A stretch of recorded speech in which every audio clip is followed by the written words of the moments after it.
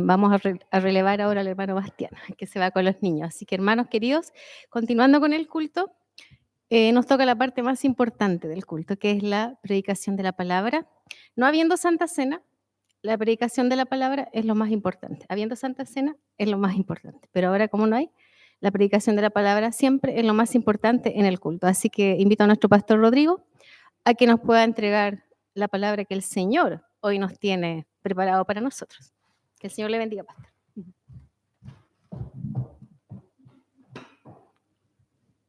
Muy buenas tardes, ¿cómo están? ¿Me escuchan bien o no? No soy muy amigo de este festa. Abran sus Biblias, por favor, en Juan capítulo 6. Vamos a continuar el relato que partió la semana pasada con la multiplicación de los panes y los peces.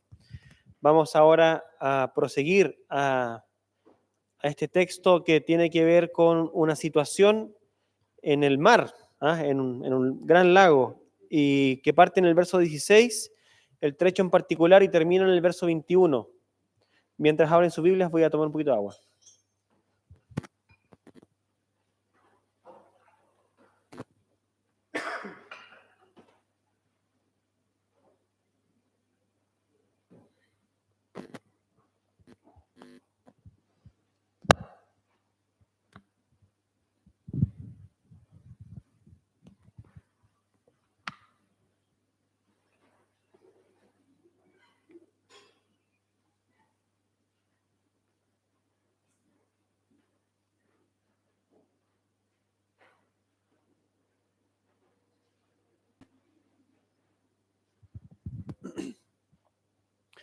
Bueno, este texto que parece tan simple, no es tanto. Como 5 horas solamente tratando de solucionarlo. Fue pesado. Así que aquí les voy a mostrar por qué. Les quiero invitar a que primeramente lo leamos. ¿Ya? Hoy día vamos a introducirnos a la primera parte de 2 mensajes. Este es la primera parte y la próxima semana la segunda, de un tema que he puesto como título acá, que es discipulado radical. ¿Ok? Discipulado radical. Y vamos a introducir con este texto. ¿Ok? Y el texto en el verso 16 parte así. Al anochecer descendieron sus discípulos al mar y entrando en una barca iban cruzando el mar hacia Capernaum. Estaba ya oscuro y Jesús no había venido a ellos. Y se levantaba el mar con un gran viento que soplaba. Cuando habían remado como 25 o 30 estadios, vieron a Jesús que andaba sobre el mar y se acercaba a la barca. Y tuvieron miedo. Mas él les dijo: yo soy, no temáis. Ellos entonces con gusto le recibieron en la...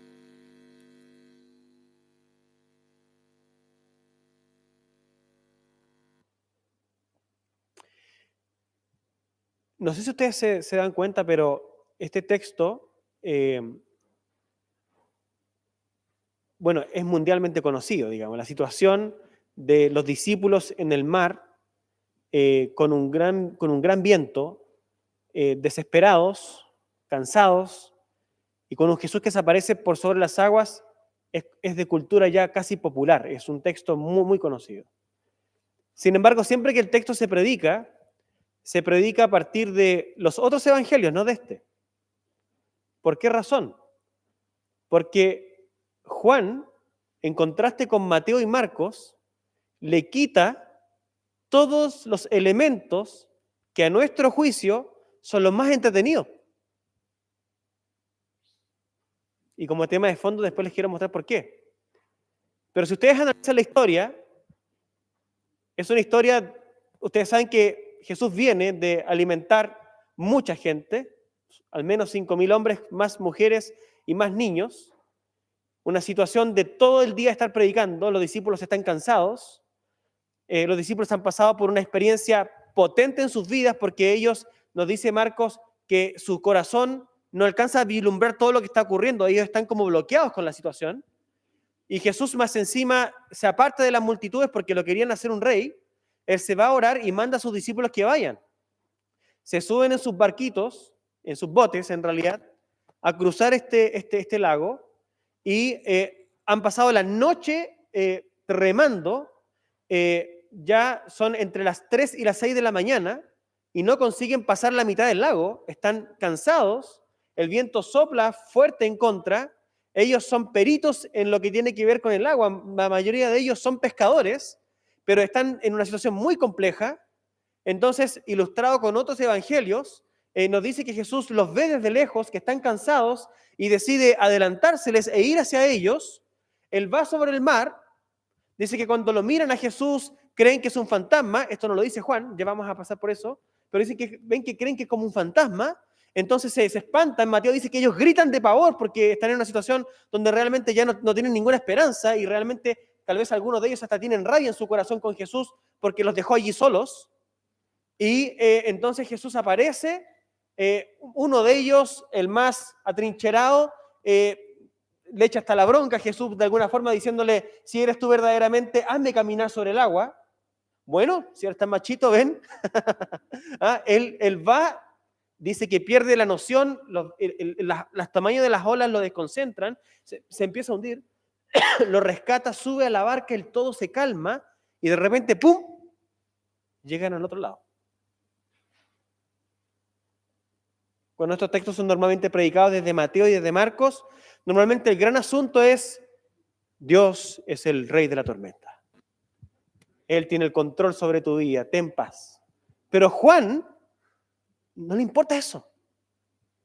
Porque si ustedes se fijan y hacemos un contraste, por ejemplo, Juan en su narrativa no indica que ellos están fatigados. Repasen el texto rápidamente con sus ojos y se van a dar cuenta que Juan omite la idea de que los discípulos están fatigados. Juan no indica que Jesús los ve de lejos. Juan no indica que ellos piensan que Él es un fantasma. Juan no indica que han remado toda la noche. Él no dice a qué hora pasó esto. Juan no indica que cuando ellos vieron a Jesús gritaron. Juan tampoco indica que Pedro desafió a Jesús. Juan tampoco indica que al subir a la barca el viento cesó.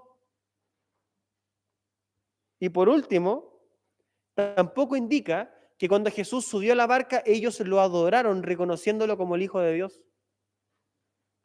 Es como que le miráramos a Juan y le dijéramos, Juan, ¿qué tienes en mente? Todo lo que es entretenido en el texto y todo lo que nos haría vibrar con el texto y con la historia, tú lo omitiste. ¿Qué pasa contigo, Juan? ¿Qué es lo que nos quieres decir? ¿Cuál es el mensaje? Pero para poder descubrirlo, hay dos etapas. La primera es qué es lo que sí enfatiza Juan. Y segundo, intentar entender en un plano mayor qué es lo que hay en la intención de Juan. Vamos a descubrir lo que Dios nos está llamando, a lo que Dios nos está llamando a través de esta historia. Primero, veamos lo que Juan sí enfatiza. Lo primero que Juan enfatiza es que es la problemática. Y la problemática él la abraza o la enmarca en tres cosas. Primero, estaba oscuro. Segundo, Jesús no ha venido a ellos. Tercero, se levanta el mar con un gran viento que soplaba. El énfasis primero de Juan es que los discípulos se sienten abandonados. Es lo primero que Juan enfatiza. Ellos están con... Jesús los ha enviado a cruzar y Él no está. Él, el Señor que tiene siempre en su mano, Él que está dispuesto a multiplicarle los panes a la gente para saciarles el hambre, está curiosamente también dispuesto a que sus discípulos estén en medio de un lago con un fuerte viento a punto de sucumbir. ¿Qué es lo que te pasa, Señor? ¿Qué tienes en tu mente, Señor? Sabemos obviamente a través de los otros evangelios que ellos además están cansados. Ha pasado muchas horas, no pueden avanzar. La desesperación está allí presente, el corazón está atribulado. Es el primer énfasis de Juan. Ellos están muy complicados. Piensan que esto no tiene sentido y que seguir a Jesús no tiene sentido. Tal vez eso explica la rabia de Pedro, digamos, cuando Jesús aparece y él quiere también caminar sobre el agua. Es porque hay una situación de impotencia. Marco, como les digo, va a decir que ellos están de alguna forma cegados con el tema de los panes y los peces porque aún no lo podían entender. Están completamente turbados con la situación. No pueden entender cómo seguir a Jesús puede implicar estar sometidos a tal tribulación. ¿Cómo puede ser esto? En la mente de ellos no hay conciliación. Lo segundo que Juan sí dice es que ellos tienen miedo de ver a Jesús en el mar. Eso dice el texto. Dice que cuando vieron a Jesús que andaba sobre el mar y se acercaba a la barca, tuvieron miedo. Es muy importante porque Juan sintetiza toda la situación en esta expresión. O sea, todo lo que los demás evangelistas expanden con la idea de un fantasma, con la idea de alguien que no sabemos muy bien quién es, con estar fatigados, con grandes olas por producto del viento, que es contrario, de estar a una muy alta horas de la madrugada. Juan lo sintetiza todo a ellos ven a Jesús y sienten miedo de ver a Jesús. ¿Por qué miedo? Yo me pregunté. Anoté dos cosas. La primera es que se han sentido solos y muy probablemente los peores pensamientos han venido a su corazón. Cuando tú te sientes solo, cuando tú sientes que las horas pasan, cuando tú sientes que no hay solución, cuando tú sientes que Dios está lejos, florecen y le das permiso a tus peores pensamientos. ¿Será que Dios realmente me ama? ¿Será que realmente Él me escogió? ¿Será que le importo? ¿Será que me vendrá a rescatar? Algunos más osados, ¿será que es real, como Pedro? ¿Será que es real Dios? Entonces, estás muy atribulado, pero en el fondo no esperas que Dios aparezca. Estás enrabiado con Dios, pero al mismo tiempo estás enrabiado porque no aparece, pero que aparezca te da más rabia y te descoloca.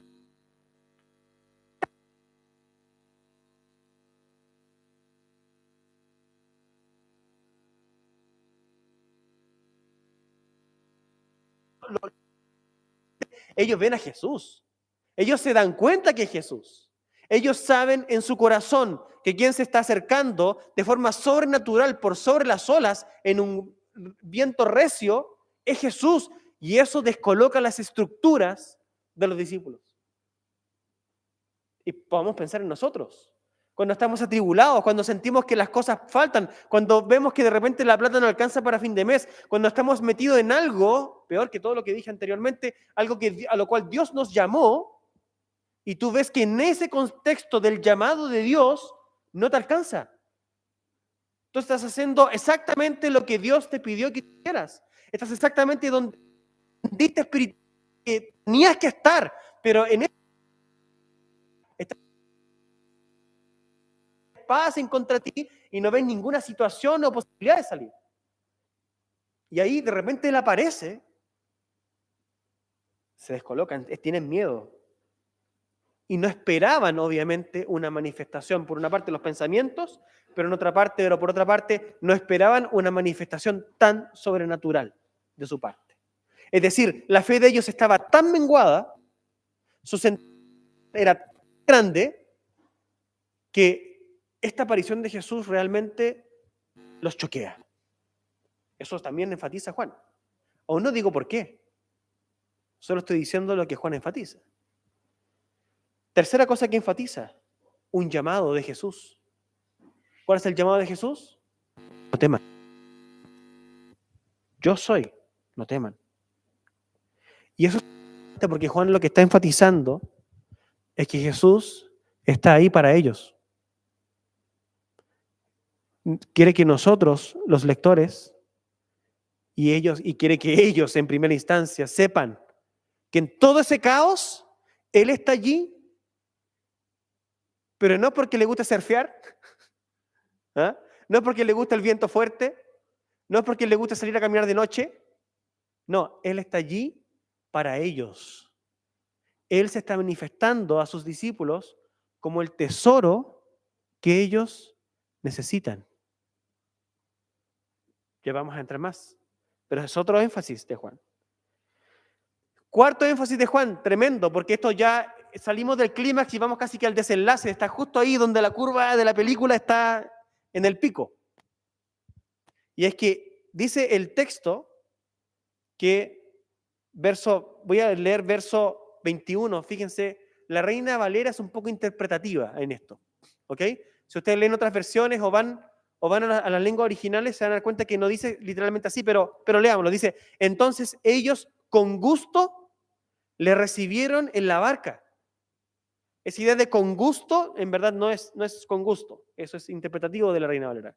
La idea, en realidad, o lo que dice realmente el texto, es que ellos se determinaron. Ellos se pusieron de acuerdo. ¿En qué? En subirlo. Entonces, eso es súper importante, porque estamos hablando de una transición tremenda, de una desesperanza, de una descolocación,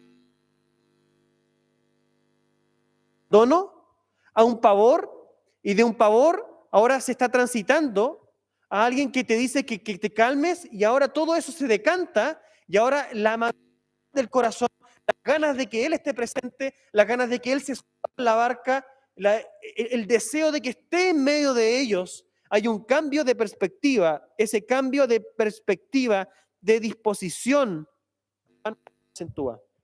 Ellos querían recibirlo. Ellos pasan del temor, del rechazo, de la duda, ahora a desearlo. Ellos lo quieren dentro. Finalmente, lo último que acentúa Juan es que ellos inmediatamente llegan al puerto, como el himno lo dice, que el que cantamos recién. Jesús se sube, e incluso Juan ni siquiera cierra bien el tema, los demás evangelios lo cierran, pero el hecho es que la aparición de Jesús y el deseo de los discípulos de que esté con ellos genera automáticamente una situación donde ellos llegan. De nuevo, Juan no le importa si el viento paró, a Juan no le importa la tormenta, a Juan lo que le importa es que llegan. ¿Por qué todo esto? ¿Por qué todo esto? ¿Qué está detrás?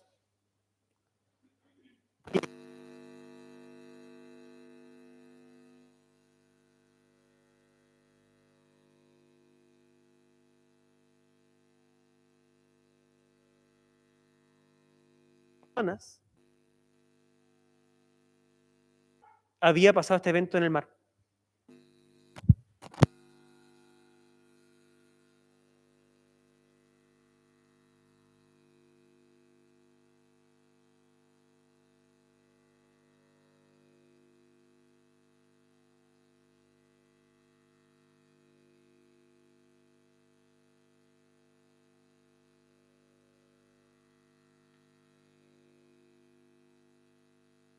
En donde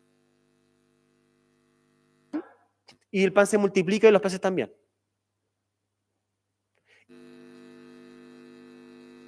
Y de evento en el mar donde hay un viento recio, esos son algunos versículos muy cortitos en Juan, y luego todo el resto del capítulo es del tema del pan.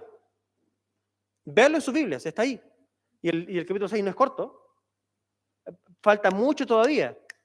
Y es la explicación de cuál era el pan, de cuál era el hambre, de por qué tenemos que vivir. Todo esto es pan. Entonces Juan no está escribiendo el relato del mar para después discursar por qué pasó lo del mar. Lo del mar es para nosotros y para ellos, los discípulos, pero no es para las multitudes. Y entonces esto se empieza a abrir. ¿Por qué eso está allí?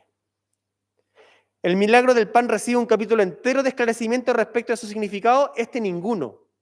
Juan está contando este breve milagro, y es quien lo narra de forma más breve, para implicar algo del milagro de los panes y los peces. Este evento del mar es lo de los panes y lo de los peces. Esta historia no es para las multitudes. Ellos jamás oyeron esta historia, solo los discípulos, como les dije, y nosotros. ¿Qué es lo que Jesús está construyendo? Es curioso ver el verso 12. Por favor, léanlo. Verso 12 del capítulo. Al unísono. ¿Ok? Yo les voy a poner el micrófono para que la gente que está en las casas lo escuche. 1, 2 y 3. Fueron saciados, dijo a sus discípulos: recoged los pedazos que sobraron para que no se pierda nada. Recogieron pues y llenaron 12 cestas de pedazos, que de los 5 panes de cebada sobraron a los que habían comido. Hasta ese momento los discípulos no entienden nada. Incluso hasta el milagro del mar no entienden tampoco nada. Ellos, la sensación que tienen por dentro y no se han dado cuenta, es una sensación de haber sido dejados de lado. Porque aparte de que las multitudes tengan hambre, quien más hambre tiene son ellos. Sí, ellos son los que han estado trabajando todo el día. Está todo el día trabajando.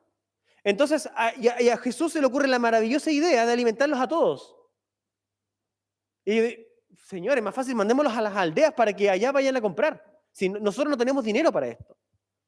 Entonces, lo curioso es que Jesús viene y que con 5 panes y 2 peces alimenta a más de 5.000 personas. Pero, ¿qué es lo curioso acá? Lo que sobra. Habían 12 personas repartiendo lo que no tenían. Estaban 12 personas esmeradas en un ministerio que a Jesús se le ocurrió. Y estaban allí porque decidieron seguirlo, y Jesús ahora los coloca allí en esa situación tremenda. Y lo que sobra, ¿qué son? 12 cestas llenas de panes y de peces. ¿Por qué? Porque Jesús les dice, para que no se pierda nada, júntenlo. O sea, terminan de trabajar y automáticamente ellos tienen una cesta para cada uno de ellos. Cestas para simbolizar su cuidado y un propósito diferente de Jesús para con los suyos. Una cesta para cada discípulo. Un cuidado especial de Jesús más atrás de lo que se puede ver y entender a primera vista.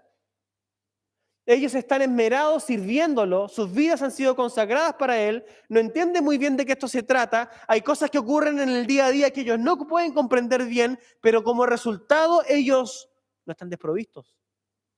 A ellos les sobra, ellos abundan. Lo básico está asegurado, su presencia está allí. Jesús en la forma de un cesto lleno de pan y de peces. Sigamos con la idea. Pero ¿cuál es el milagro que los creyentes necesitamos cuando la vida escasea de sentido, cuando la soledad acecha, cuando las fuerzas se acaban? Y el texto del mar nos dice. Porque por una parte tenemos un problema de hambre en la primera parte del capítulo 6, y segundo tenemos un problema de circunstancias que acechan y que te dejan solo y te hacen sentir a la deriva. ¿Cuál es la respuesta? No para las multitudes, ¿cuál es la respuesta para los discípulos? Lo que tú necesitas soy yo. ¿Cuál es la gran comida que Jesús le ofrece a sus discípulos? Él. Yo soy el pan de vida. Lo que Jesús está diciendo en la multiplicación es que Él es el verdadero pan. Pero ¿quién se queda con el verdadero pan? Solo sus discípulos. ¿Quiénes reciben la compañía? ¿Quiénes reciben el consuelo? ¿Quiénes reciben la quietud? ¿Quiénes reciben el milagro? ¿Quiénes son sorprendidos por Jesús en sus pensamientos? Son solo sus discípulos. Jesús es el milagro. ¿Quién lo puede ver? Solo los más cercanos. Y es por eso que acá se empieza a llamar.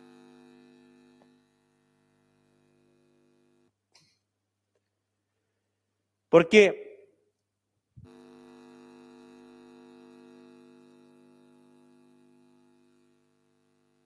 está calmada. Eso dice Juan. El punto no es que el viento se sopla, el punto es que ellos desean que Jesús esté allí. Entonces, para los que somos discípulos, y espero estar hablándole al mayor número de personas aquí sentadas, el gran tema no es la dificultad que estás viviendo. El gran tema ni siquiera es tu fe. El gran tema es si estás dispuesto a ver la necesidad de Jesús en tu vida y si estás dispuesto a que eso te sacie. Y si eso es capaz de cambiar tu perspectiva y tu inclinación hacia la situación que vives. Esa es la cuestión. ¿Es Jesús tan determinante que Él puede hacer la diferencia en tu caminata y llevarte a un estilo de vida que no es para todos, no es para las multitudes, sino para algunos? Un estilo de vida en donde Jesús te va a empujar a alimentar a más gente de la que tú crees que eres capaz y a vivir el milagro de que Dios te provea con su presencia y eso sea suficiente para ti. Por eso que este sermón se llama discipulado radical. Porque Jesús hace un llamado a nosotros a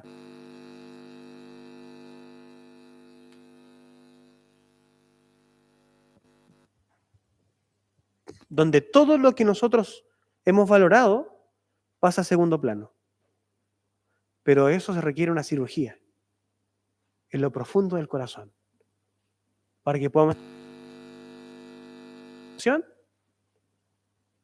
y la paz y la presencia de Él en la tempestad. No te genera todas esas situaciones el mismo, es Jesús. Jesús como Señor y amo del universo, Él ha diseñado esta tormenta para sus discípulos.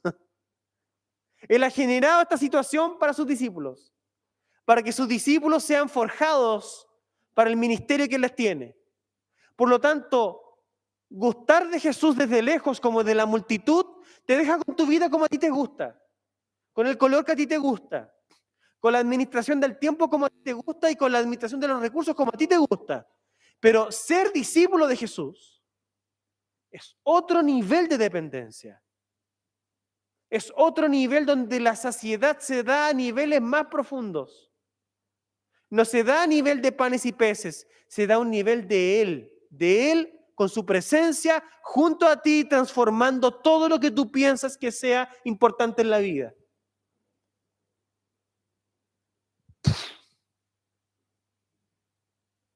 Por lo tanto, este texto de la tormenta no tiene que ver con que Dios va a calmar tu tormenta.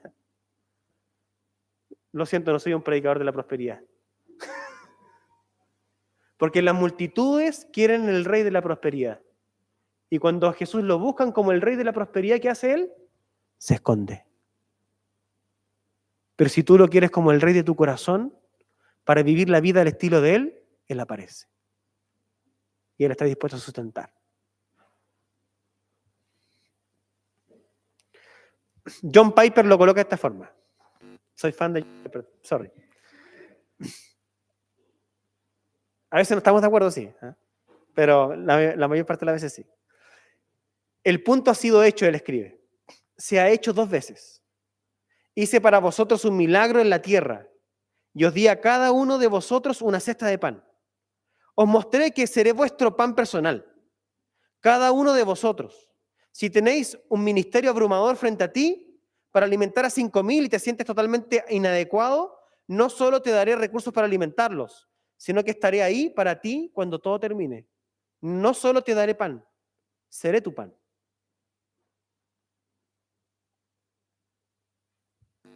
¿Qué hacemos con esto? ¿Qué hacemos con esto? Seguramente Jesús quiere lo siguiente. Cuando me sirves y das y das y das hasta que piensas que no puedes dar más, yo cuidaré de ti.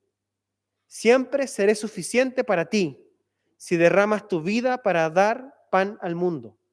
Yo seré tu pan que todo lo sacia cuanto más satisfagas a los demás. Más seré tu satisfacción cuanto más des vida a los demás. Más seré vida para vosotros. Y aquí está el meollo y la gran invitación del texto. Y es a introducirnos, a meternos a un túnel que es una invitación de Jesús a su presencia, en donde podamos descubrir la vida desde otro enfoque. Porque este enfoque lo entendió, ¿saben quién bien? Pablo. Y les voy a citar un texto que ustedes se saben de memoria, pero les invito a leerlo desde este texto. Porque Pablo lo pone así: ¿quién nos separará del amor de Cristo? La tribulación, la angustia, la persecución, el hambre, la desnudez, el peligro, la espada.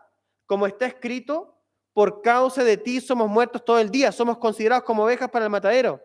Y Pablo cierra así, dice, no, en todas estas cosas somos más que vencedores, por medio de aquel que nos amó. Es decir, es una invitación a un discipulado radical.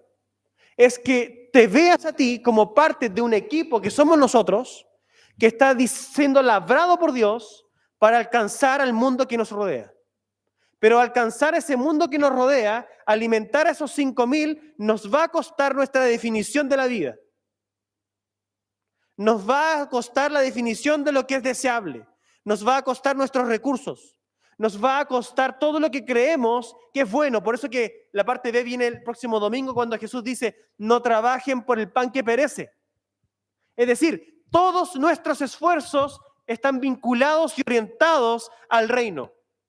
Orientados a que otros vean a Jesús. Y mientras lo hacemos, Jesús se revela en nuestro corazón. Es salir de la banca, es salir de la trinchera del templo, es salir de ese molde y entender que toda nuestra vida es el ministerio que Dios nos dio para que a través de él proclamemos su nombre y la gente pueda verlo a él como el gran Señor y postrados se puedan adorarlo. Déjenme leerles el Salmo 107. Es como una profecía. Nuestros abuelos compraron barcos y se ganaron la vida comerciando en otros países. En alta mar presenciaron la acción maravillosa de nuestro Dios. Dios dio una orden y vino un fuerte viento que levantaba grandes olas. Cuando se vieron en peligro, los marineros perdieron.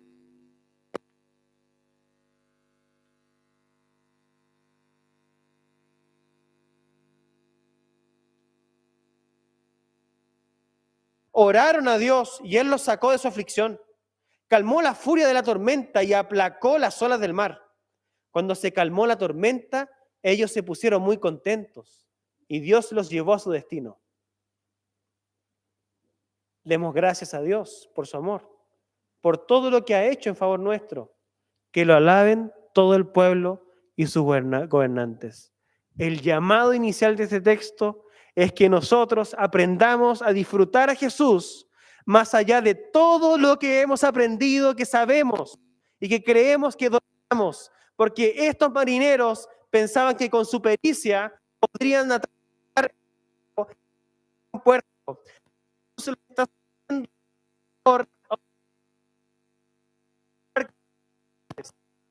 capaces de vivir de fidelidad para Él, no son suficientes para sí mismos, ni siquiera entre ellos mismos se pueden dar el ánimo que necesitan para llegar. Ellos necesitan la presencia de Dios. Tú y yo necesitamos la presencia de Jesús en nuestras familias, en nuestras vidas. Nosotros necesitamos postrarnos a Él y experimentarlo para que seamos llevados a un nivel distinto de vida de discipulado, un tipo distinto de vida de servicio hacia Él. Y te quiero invitar a que lo consideres seriamente. Quiero que por favor pienses en tu vida, que pienses en tu quehacer, que pienses en tu trabajo, que pienses en tus hijos, que pienses en tu universidad, que pienses en lo que tú hagas. Te quiero decir lo siguiente, tú mismo no serás suficiente para vivir el plan de Dios allí donde estás. Ni aunque tus abuelos hayan comprado los barcos, ni aunque hayas heredado la técnica, hayas heredado la riqueza, hayas heredado la expertise, ni aunque ese fuera el escenario, no será suficiente. Porque Dios lo que hará contigo, porque no eres de la multitud, diseñará una tormenta perfecta para ti. para desbaratarte, para hacerte temblar, para que tus dudas se afloren, para que tu incredulidad, para que tu mediocridad aflore.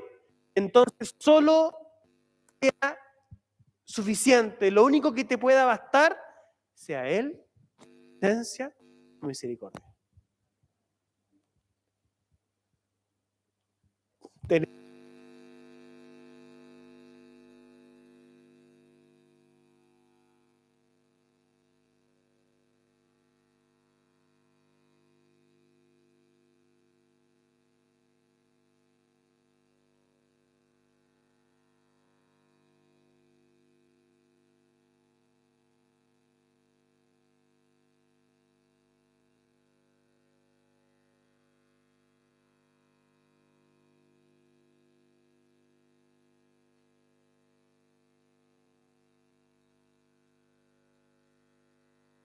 Nosotros mismos. Debemos negar nuestro tiempo, queridos hermanos. Les voy a contar algo mío, solamente para ilustrar cómo Dios es bueno. Predicar aquí cada domingo a mí me cuesta mucho tiempo con mi familia, mucho tiempo para mí mismo, descanso. Normalmente los fines de semana donde la gente disfruta de hartas cosas, yo me la paso encerrado con la Biblia, pero la retribución solo la tengo yo. ¿Saben cuál es esa? Es Jesús. Es encontrarme con el texto, es disfrutarlo. Eso llena, hermanos, el corazón. Servir a otros llena el corazón. No echo de menos otras cosas, ¿entienden? No es cambiar de auto, no es nada de esas cosas. Es descubrir a Jesús, experimentarlo mientras sirves. Y mientras sirves, Dios llena tus cestas. No pan de este mundo con su presencia. Pero tenemos que hacerlo todos juntos. En los niveles de cada uno de ustedes. En las realidades de cada uno de ustedes. En los formatos de vida que Dios les dio. Ustedes deben renunciar a sí mismos para que puedan experimentar a Dios más profundamente. Ustedes tienen que apartarse a orar. Ustedes deben hacerlo. Ustedes deben renunciar a esos fines de semana maravillosos donde quiera que se les ocurra. Deben invertir en el reino de Dios para que puedan experimentar a Jesús. Las multitudes están dispuestas a esto. Las multitudes no quieren esto. Las multitudes quieren sentarse a escuchar. Los discípulos quieren ir. Los discípulos están dispuestos a ser zarandeados. Los discípulos están dispuestos a ser sometidos a pseudo soledades en donde el Señor te deja y te trabaja el corazón y te aprieta, pero para manifestarse más ricamente en tu vida. Que esto tome forma en la vida de ustedes y que Jesús sea más y suficiente en ustedes. ¿Ok? La próxima semana vemos la parte 2. Ya, oremos. Señor, muchas gracias por tu palabra. Que tú sobreabundes en nosotros y que seas suficiente en cada área y en cada paso que demos. Mientras te miremos a ti y te anhelemos a ti, no nos daremos cuenta y un día estaremos del otro lado. Ya estaremos en tierra firme, porque tú nos llevaste. En el nombre de Jesús, amén.